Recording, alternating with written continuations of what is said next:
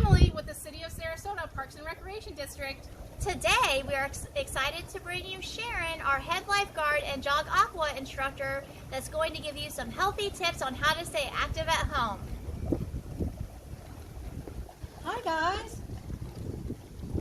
Jogging into place, trying to do a healthy lifestyle, continue my healthy lifestyle, okay? You can do anything that you want to do, you just go and have fun with it, then you pick it up a notch. Notice I've got some water bottles.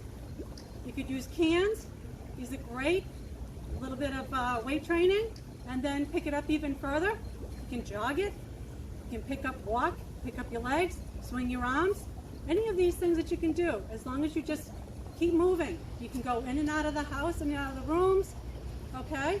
Just keep moving. Go backwards, go forward, go side, side. You can do the grapevine. There's just a bunch of different things that you can do. Make sure you listen to some music, all right? The whole idea is to just keep moving. I'm going to put these down for a minute. I'm going to do some push-ups. You notice I'm using a pole.